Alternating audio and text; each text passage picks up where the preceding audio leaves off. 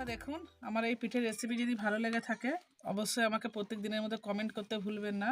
একবার বাড়িতে অবশ্যই বানাবো। তো নারকেলটা আমি ছাই করবো বলে প্রথমে চিনি দিয়েছি। তো চিনিটা একটু গললে তবে আমি নারকেল কুড়াটা দেবো। তো চিনির কালারটা এসছে, এতে একটু আমি পানি দেবো এবারে।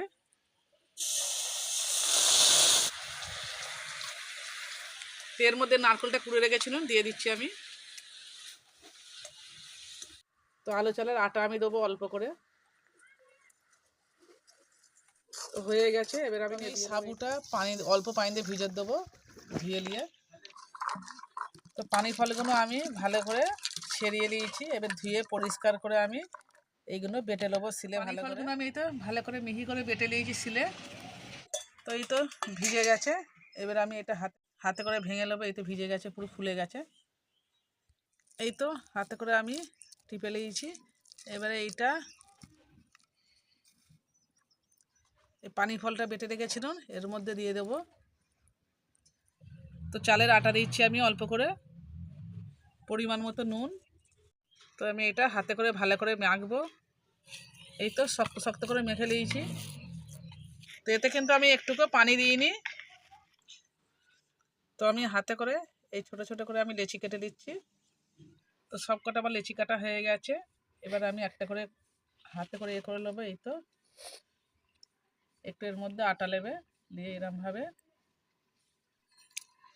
এই তো এরমভাবে করেছি। আর এই পুরটা যে ছাইয়ের পুর করে রেখেছিলাম নারকেল দিয়ে, তো এইটা এর মধ্যে দিয়ে দিচ্ছি। দিয়ে আমি মুখটা এরমভাবে বন্ধ করে দেবো চেপে। এই মুখটা একটু এরমভাবে চেপে চেপে হাত দিয়ে ভালো করে বন্ধ করে দিতে হবে। তো এরমভাবে আমি সব কটা পিঠে আমি এরমভাবে করে নিচ্ছি। তো সব কটা পিঠে হয়ে গেছে আমার। এক বাটি গরুর দুধ নিয়েছি। তো যতটা দুধ নিয়েছি অতটা আমি পানি দিচ্ছি। এখানে আমি একটা গরম মশলার মুখ ফেটিয়ে দিয়েছি। তো আমি চিনি দিচ্ছি স্বাদ মতো, আপনারা নেবেন যতটা খাবেন।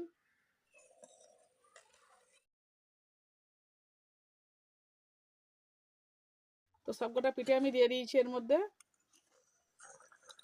এই তো একটাও ভাঙেনি, দেখতেই পাচ্ছেন কত সুন্দর হয়েছে। আর একটু ফুটাবো আমি। তো 5 মিনিট আমি সেদ্ধ করে নিয়েছি। তো একবার এরমভাবে কড়াটা লেড়িয়ে দেবো। তো এবার আমি নেবিয়ে নিচ্ছি। আমার এই পিঠের রেসিপি যদি ভালো লেগে থাকে অবশ্যই আমাকে প্রত্যেক দিনের মধ্যে কমেন্ট করতে ভুলবেন না। একবার বাড়িতে অবশ্যই বানাবার চেষ্টা করবেন। ভিডিওটা আমি এখানেই শেষ করছি।